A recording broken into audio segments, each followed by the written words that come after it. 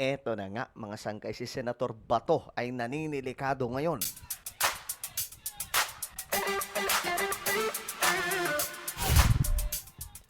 Okay, pag-usapan po natin to guys. Kasi nga po itong si Senator Bato de la Rosa, alam nyo, naninilikado daw po ngayon mga sangkay.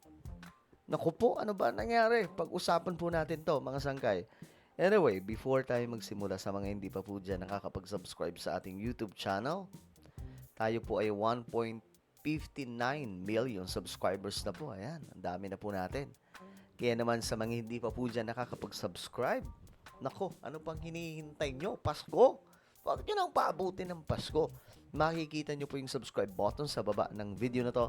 I-click nyo lamang po yung subscribe, i-click ang bell, at i-click nyo po yung all. Sa mga nanonood po sa Facebook, syempre, i-follow nyo po yung ating Facebook page. Okay. Eto na, si Senator Bato de la Rosa kasi ngayon, nagtatago. Dahil nga po, sumabog ang balita na siya na nga daw po ay dadamputin na. Ngayon, asa na kaya si Senator Bato? No? At ano ang gagawin sa kanya? Anong gagawin sa kanya mga sangkay? Since hindi po siya pumapasok sa Senado. Panoorin po natin ang balitang to. Going 3 weeks nang wala si Senator Ronald Bato de la Rosa sa Senado. Grabe no? 3 weeks na. Ang tagal na nun. At sa mga kumukwestiyon daw sa kanyang paid absences, may payo si Senate President Tito Soto. Yan ang agenda report ni Hannah T. Joke ni Senate President Tito Soto na magreklamo na lang sa Ethics Committee ng Senado ang sino mang concerned sa attendance ni Senator Bato de la Rosa. Una na kasing lumitaw na walang no work, no pay rule para sa mga mambabatas. Okay. So, walang ganun. So, ibig sabihin, kahit wala ka doon, absent ka sa mga session, okay lang. 'Di ba? Mga sangkay, talagang, alam nyo, ganyan po yung, ganyan po ka pangit yung sistema sa ating bansa. At ang sistema na yan, ang pinag-uugatan yan, ay ang 1987 Constitution. Noon pa man pinapanawagan na po namin yan, na ayusin o ibasura na po ang 1987 Constitution at ayusin na po ang sistema. Kasi kagaya niyan, magtatago pero ayos lang mga sangkay. Kasi meron naman pong matatanggap na sahod. 'Di ba? Pambihira. Kahit gaano pa sila katagal absent.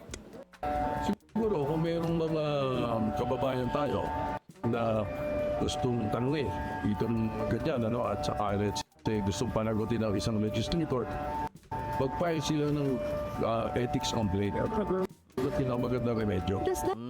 So magfa-file sila mga sangkay.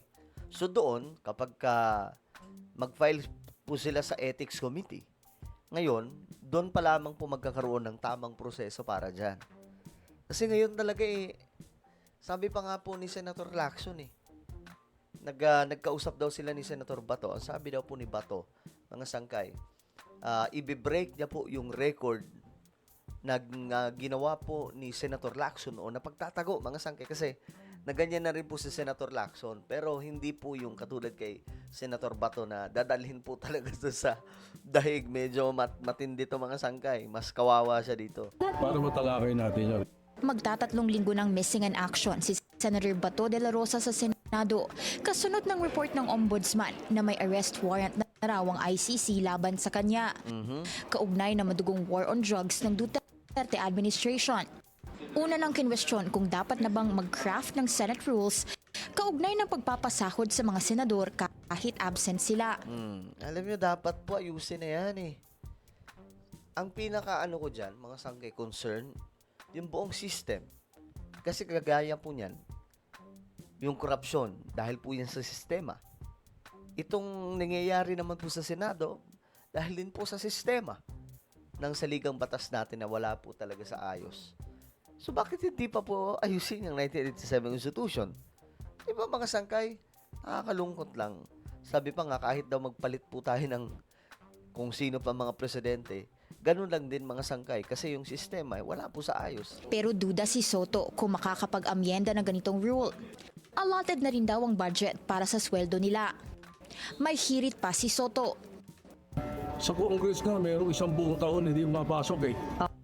Wala naman silang ginagawa, wala rin umaawal eh. Diba? O ito, 2 to 3 weeks pa lang. Napakaraming congressman na ginagawa yan dati, ba't hindi nyo question? Sir, wala pong Bakit ngayon eh? Oo nga eh, di ba? Marami na pong gumawa niyan mga sangkay. Yung iba nga nasa kulungan pa eh, di ba? Habang nasa kulungan, so masahod po sila. So, siguro kailangan na pong ayusin talaga yung 1987 Constitution.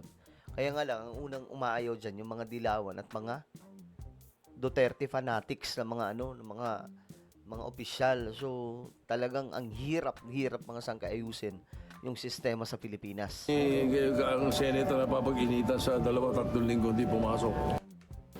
Functioning pa rin naman daw ang opisina ni De La Rosa dahil may mga staff pa rin siya roon. Pinaalala naman ni Senate Minority Leader Alan Peter Cayetano na option ito ni De La Rosa, lalo na't kailangan niya raw ng assurance na mapoprotektahan ng gobyerno ang karapatan niya sakaling totoo ang ICC warrant. Alam nyo guys, yung Senator Bato nung una, ang sabi niya, di ba? Hinamon niya po si Trillanes sa mga sangkay na, kumbaga, sige, i-push mo yan, kasuhan mo ako. Oh. Ngayon mga sangkay, di ba, nung unang tapang pa po niya, sabi pa nga po niya, okay daw po yun, kung kuhulihin siya ng Interpol, okay lang, kasi at least masasamahan niya po si PRRD. Maaalagaan niya daw po doon. Pero ngayon mga sangkay, look at him. Takot. Di ba, nagtatago. Ayaw samahan si PRRD ni Senator Bato de la Rosa. So, ano yun? Tinalikuran na po ni Senator Bato de la Rosa yung kanyang pangako kay PRRD na sasamahan niya po sa ICC. Di ba mga sangkay? Yung gobyerno dapat i-assure si Senator Bato sa merong proseso. Diba? Kasi kung ang sasabihin anytime, pwede kang damputin at dalhin sa ibang bansa, hindi ko sinasabing option sa lahat yun. Huwag magpakita. But when your life or liberty is threatened, you really think of options. Sa panahon ni na dating Senador Laila de Lima at Sonny Trillanes, nagpatuloy ang kanilang sweldo kahit detained sila kaugnay ng kani-kanyang kaso. Yan ang sinasabi ko mga sangkay. Kahit po itong mga dilawan, kahit sila Jinggoy, kahit sino mga sangkay sa kanila, nakukulong, pero tuloy pa rin po yung pasahod. That's how, no? Ganyan po may diferensya talaga ang sistema sa Pilipinas. Lalong-lalo na po sa 1987 Constitution.